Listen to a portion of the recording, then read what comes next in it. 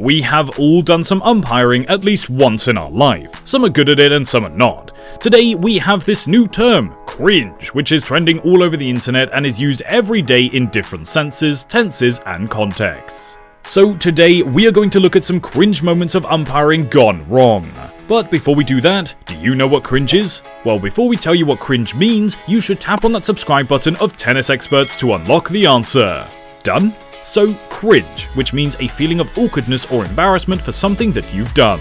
So, what are we waiting for? Let's get into the video right now. Being a tennis umpire is not the easiest job in the world. The ball hit by professional tennis players is very fast and it's not easy at all judging close calls. The umpires target the angry players. So the question is, what is the reason for an umpire's poor judgment? What happens if a referee makes a mistake?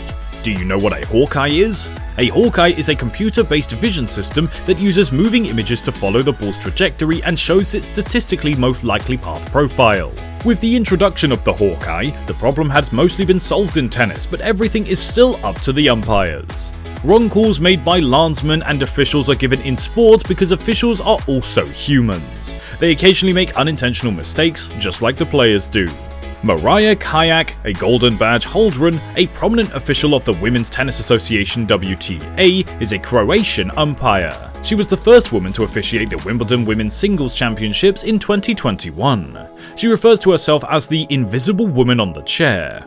At the WTA Guadalajara Open, Belinda Bencic and Sloane Stephens were playing. Mariah Kayak made a critical mistake. Bencic had a terrible break point going up to 3-2 and 2-2 in the second set. Stephens hasn't won the first set, so the Swiss player blasted a forehand close to the line that rolled out Bencic's subsequent effort and found the back of the net after Stephens recovered the ball's position after hearing the out call.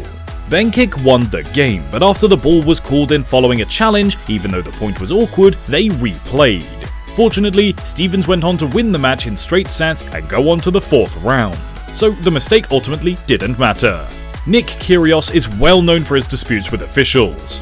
Carlos Bernardes, a Brazilian referee, knew it would be a challenging morning on the chair as soon as he got under the court. He was given the last 16 matches between the young Italian player Jannik Sinner and the Australian Nick Kyrgios at the Miami Open in 2022. Kyrgios was tensed and complaining about the slow play on the court right away. When Kyrgios successfully turned Sinner's serve at 4-4 in the first set, Bernardes' walkie-talkie loudly interrupted the action. Bernardes requested the replay of the point. Kyrgios yelled at him, "You should be fired on the spot!" Unfortunately, that was just the beginning for Bernardes. Kyrgios criticized the umpire's performance after every changeover, calling it outrageous and embarrassing.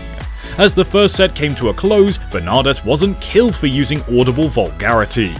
Bernardes was later deducted a point from his score for acting in an unsportsmanlike manner, after the Australian loudly told his friend in the crowd that he could do a better job than Bernardes. As a double faulting to lose a set, Kyrgios yelled at Bernardes again, reportedly saying, "What is unsportsmanlike?"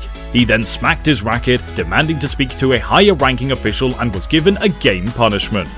So, here's a quick question for you. Who do you think is cringe here? Kyrgios or Bernardes? Let me know in the comments below. Mohamed Layani is unquestionably the most popular tennis umpire.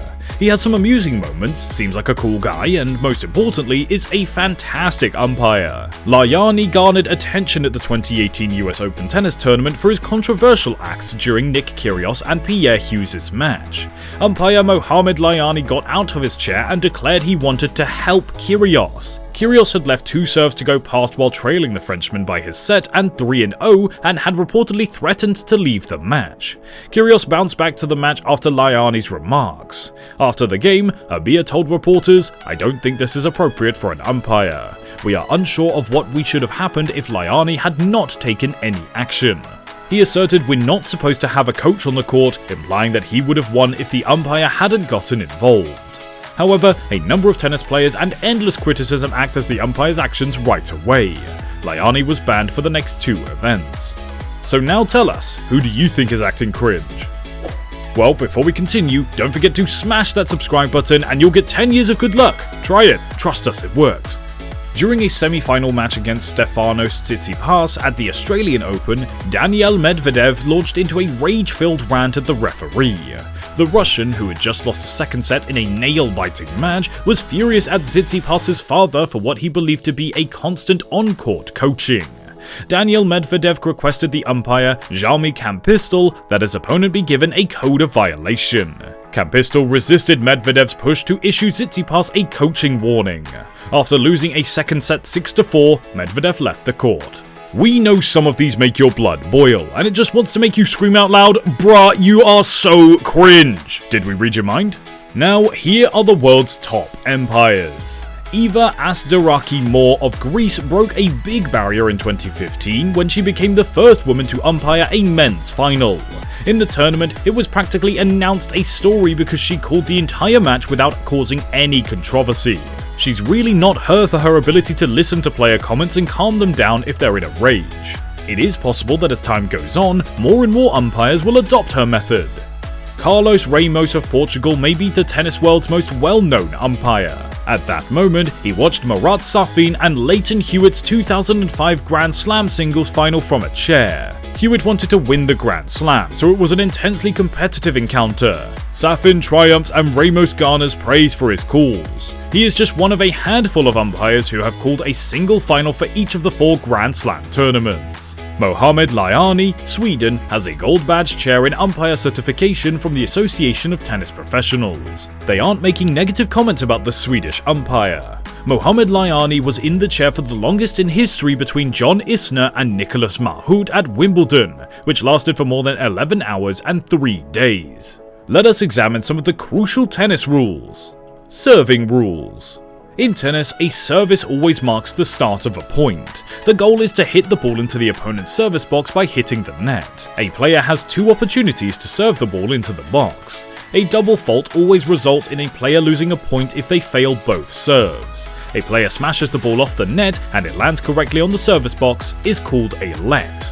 During the service, a player's feet must stay behind the service line, otherwise the chair umpire will signal a foot fault.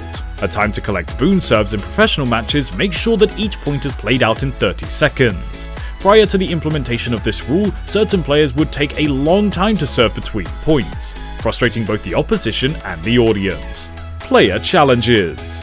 In tennis, there are line judges who shout out in the middle of the point to declare any ball that is out of bounds. The majority of the time, they're right, but occasionally the play moves too quickly and they make mistakes. A call made by a line judge can be challenged by players. A player must shout a challenge while their finger or hand is doing so. They can only use this during their last rally. Each set contains 3 challenges for each player. When a player disputes a call, their chair umpire uses video technology to demonstrate whether the ball was in or out. In tennis, love means 0. At the start of the game, when the scorecard is 0-0, people might think about the score which hasn't begun, but it means love. No hate, only love. It seems like you've reached the end of the cringe moments. Why don't you take some time to subscribe to our channel now to unlock the Chamber of Secrets? Tennis experts, we know it's a 0-0 from you. May we meet again in another video. Stay excited with us and do answer all of the questions in the comments below that we've asked you today. But with that, thank you for joining and we'll see you in the next one. Bye bye.